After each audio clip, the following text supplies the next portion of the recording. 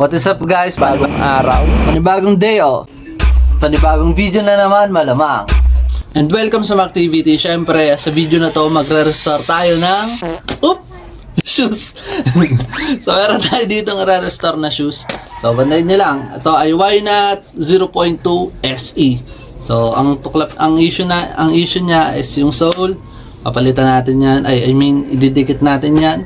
So dito na tayo. So, lumipat nga pala tayo dito sa kwarto kasi inabot tayo ng gabi. Kasi sinimulan ko na siya. So, nadikit ko na tong isa and then ididikit na lang din natin. May glue na yan. Pero para sa video at para makita nyo nga, kasi tutorial video to, papakita natin kung paano natin to i-restore. So, dito muna tayo. Syempre yung gagawin natin dito, i-reglue natin tong outsole niya. Kasi nagbaklas na siya, 4 years na siya. Ito yung manufacturing date niya. Last 4/16/2019. So 2023 na ngayon, magpa 5 years na siya. So kaya expected natin magbabaklas na siya. Pero yung outsole lang niya ayusin natin. At syempre, i-deodorize natin yan, sasanitize natin yan, i-deep clean natin. At subukan natin kung anong pwede natin gawin para mas magmukha siyang bago. So tara, gawin na natin to.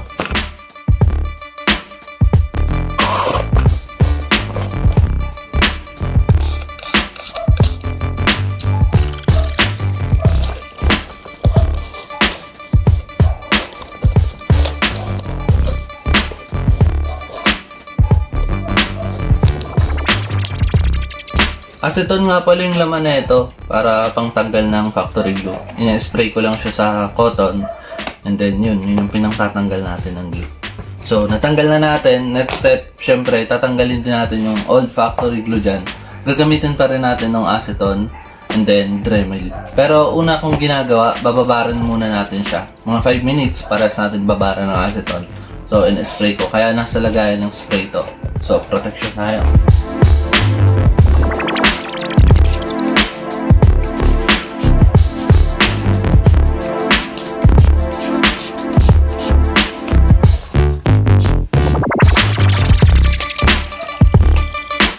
Babad lang natin siya ng 5 minutes and then spray ulit para hindi tayo mahirapan magtanggal ng glue.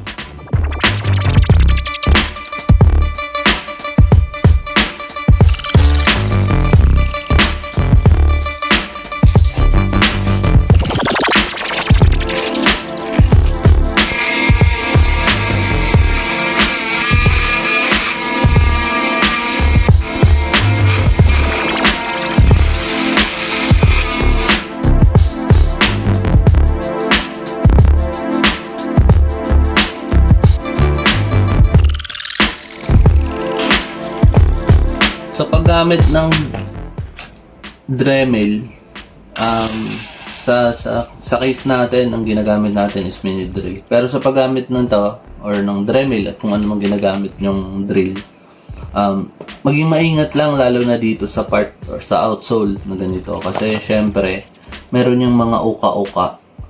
Parang hindi soft yung ano niya. Hindi soft yung edge, surface niya. Hindi soft. So, dapat i-maintain natin yan para kumapit yung glue. Kasi syempre, pag kinakaskas natin, magpapantay o magkikinis yon. So, ayaw natin nun. So, banayad lang. Kaya nga, kailangan natin kung pwede, wag natin gamitin ng Dremel, wag na natin gamitin ng Dremel. Ang goal natin dito is yung matanggal lang natin yung glue at hindi ma-damage yung material natin or mag-flatten yung surface.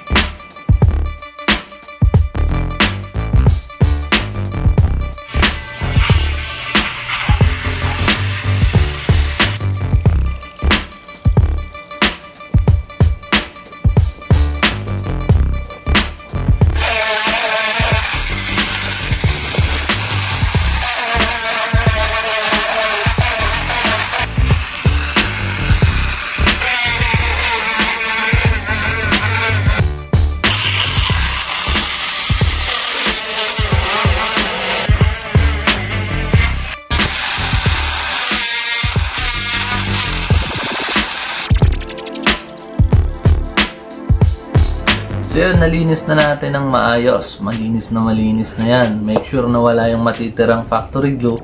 Kasi yun din yung magiging dahilan kung sakaling hindi mo natanggal lahat, yun din yung magiging dahilan kung bakit hindi kakapit yung ilalagay natin sole or yung glue natin na ilalagay.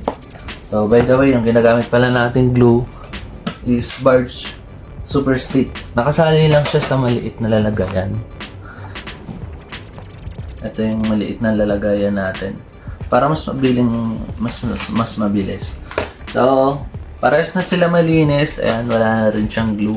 Pero ang gagawin pa rin natin dito, lilinisan natin, deep clean. Ayan, kasi madumi na siya. So, lilinisan na natin siya para pag dinigit natin siya dyan, malinis na. Ayan, linisan ko lang.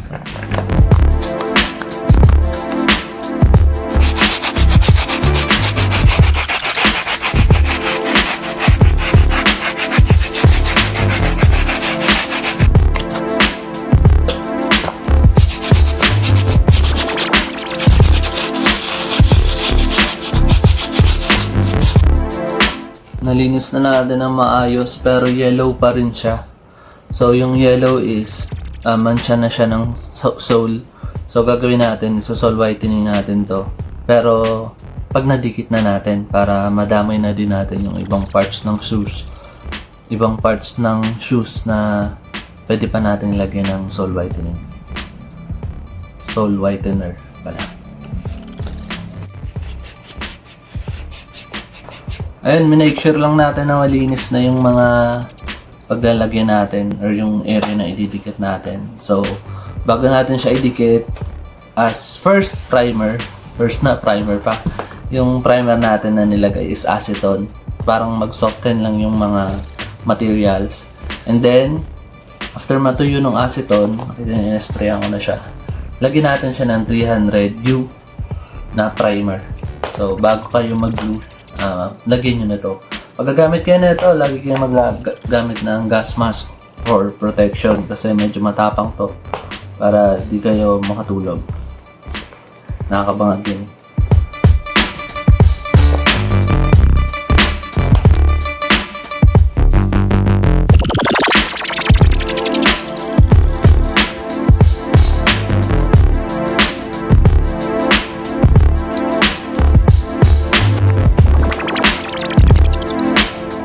So, patuyuin lang natin siya mga 3 to 5 minutes and then pwede na tayo maglagay na glue natin.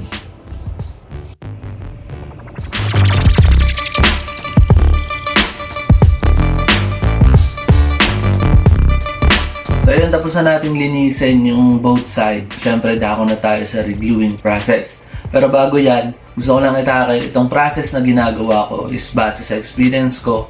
Kasi for sure, may mga magko-comment dyan. Ito yung mas effective, ito yun. So, open tayo dyan. Comment lang kayo kung may mas effective yung process na ginagawa nyo. Pero sa akin, ito yung gumagana. So, sana, pag sinubukan nyo, comment nyo lang sa comment section kung ano yung any suggestion nyo about sa process na ginagawa ko. So, dako na tayo sa regluing process. So, sa pagre-reglue naman, syempre, lalagyan na natin ng glue, which is Barge Infinity yung Super Stick pala yung ginagamit natin. Yung Super Stick is mas maganda siya sa mga matitigas na material. So, sa fabric or sa tela, hindi siya ganun kaganda. Infinity yung gamitin nyo. So, gagawa tayo ng review separate ton. So, balik tayo dito.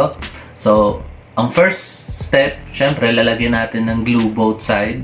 And then, pag nalagyan natin, patutuyuin natin ng 5 minutes. So, pag tuyo na siya, mag-a-apply ulit tayo ng second coating. So, nalagyan ko na pala to kanina ng first layer. So, tuyo na siya. Maglalagay na ako ng second layer. So, ayan. Lagyan na natin. Sinalin ko na pala dito yung glue natin para mas madaling i-apply. Pwede kayong gumamit ng brush and then toothpick or yung paintbrush. Pwede din naman yun. Pero sa akin, pinaka-effective is daliri para mas ramdam mo yung bawat hagod mo sa sole. Let's go!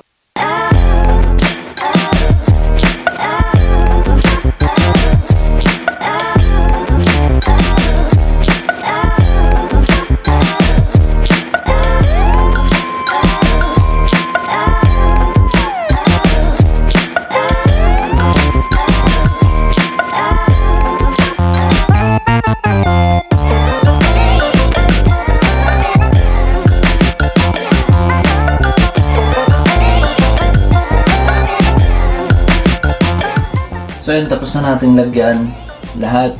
So make sure na lagyan nyo. Ito yung pinamahalagang parts, no? So nalagyan na natin lahat. So make sure na na-apply nyo ng pantay-pantay at lahat pulido. So pansinin nyo, wala tayo dyan bukol-bukol. So kaya gumagamit ako ng daliri. So nasa sa inyo naman kung ano yung maganda. And then sa mga narrow edge, toothpick yung ginamit ko. So patutuyuin natin to dahil second layer and last layer na natin to. Pwede itong umabot ng, ang ginagawa ko, 10 to 15 minutes. So pwede naman mas matagal. Pero yun, 10 to 15 minutes pwede na yun. So, balikan natin mamaya after 15 minutes para itigit siya. So ito pala yung isang pair. Pansin nyo, pinapatuyo na lang natin. At bakit ang daming balot niyan? Bakit maraming masking tape? So, isa tong process ng masking tape or pwede kayong gumamit ng vinyl tape na. So, ito feeling ko tuyo na to 12 hours na to Papakita ko kung gaano pulido yung gawa natin, guys. Yan. Tingnan nyo. Yan yun. So, lilinisin na lang natin siya. Yan yung dinikit natin. Gusto natin kasing i-replica yung ginagawa ng sole press machine. Kaya ginagamitan natin ito ng mga tali na to. And then, ito bago pa lang to So, kailangan siyang ma-press habang pinatutuyo siya. And then, masking tape. Yun. Pwede nyo gawin. Tignan natin ito. Bakasin ko na. Touch mo naman yan, onte. Nice ba? Habang pinapatuyo pala natin tong isang side, gawin na din natin tong isa. Siyempre, lalagyan ko na din ng glue siya. Then, pupuliduhin ko muna yung pagkalinis na ito.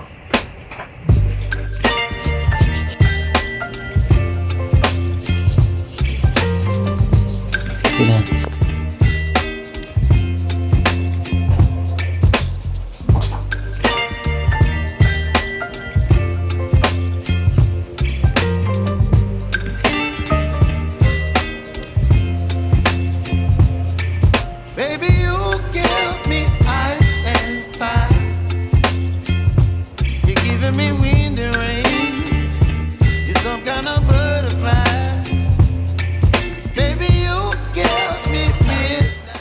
So ayun na. So ayun, natapos na natin lagyan ng glue yung isa. May first layer na siya. And then sakto tuyo na din yung nilagay natin. Pwede na natin tong i-recta kabit. So para ikabit yan, syempre kailangan natin initin yan gamit ng heat gun. Kung wala kayo nito, kahit blower gamitin nyo. So maging maingat lang pala. Take note, pag nakakakita kayo ng mga ganyan, yung may air cushion, na tawag yan, basta yan, yung may mga laman na ganyan. Careful kayo dyan kasi pumuputok yan kapag sobrang init yung ina-apply natin. So, ingat lang.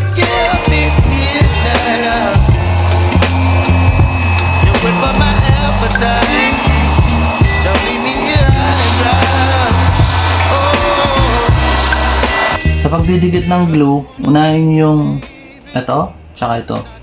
Pero kasi pag mga mahirap, unahin yung dalawang dulo para ma-align siya. Kasi kapag ka naiinitan yung rubber, nag-expand siya.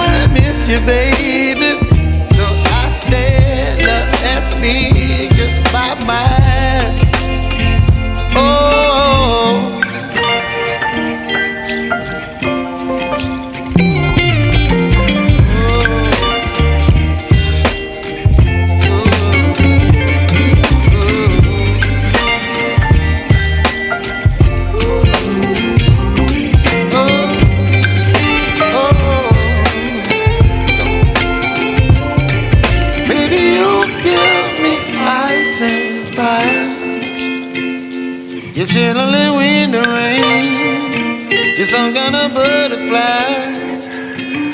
Baby, you give me midnight. You whip up my appetite. Don't leave me high and dry. Pag nadikit nyo na ng ganyan, ilapat nyo ng maigi. Kung pwede, pukpukin nyo.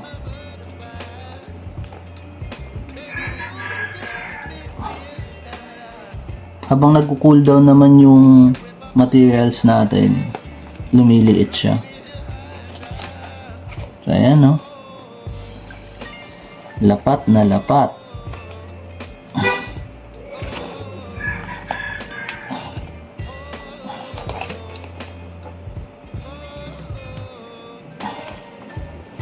Hilot-hilot. So, nalapat na natin siya ng maayos. Patutuyuin na natin siya. Pero bago natin siya patuyuin, habang pinapatuyo pala natin siya, kailangan natin siyang talian or tapean.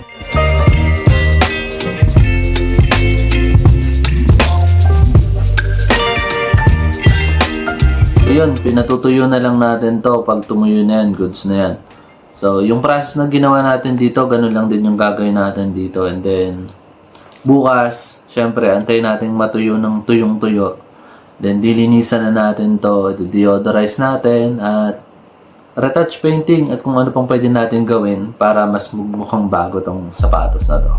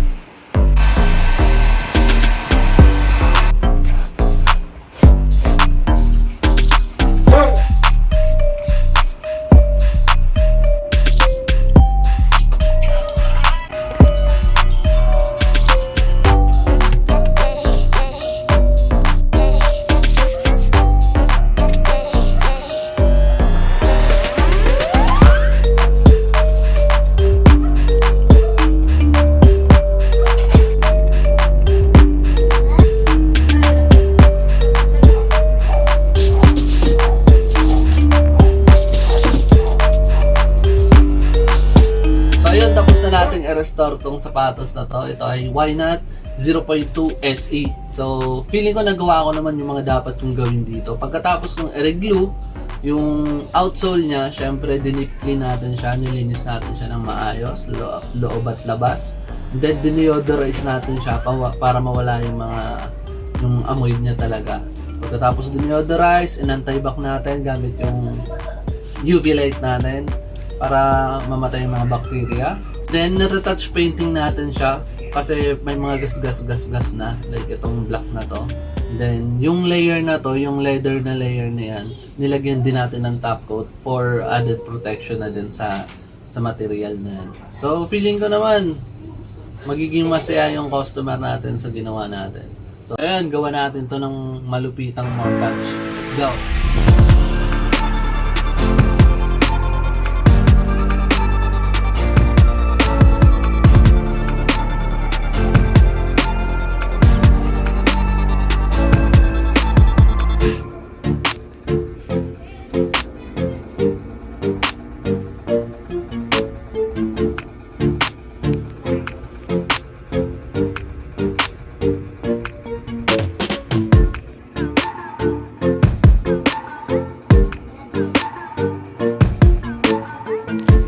Sa mga nagbabalak magpa-restore ng sapatos dyan, message lang kayo dun sa R Shoe Restoration ko sa Facebook. Doon ko kayo entertain. At isend nyo na rin yung picture ng sapatos nyo para ma-presyohan natin initially. So, ayun lang. Sana sa mga baguhan dyan, sana may natutunan kayo. At sa mga nagre-restore na dyan, sana bigyan nyo ako ng tips dyan sa comment section. At syempre, kung may napansin kayo sa procedure ko, iambag na lang kayo dyan sa comment section. Ayun, dito ko natatapusin yung vlog. Maraming salamat po sa mga nanood. And dito na lang, stay safe, play safe, enjoy safe, explore. Bye!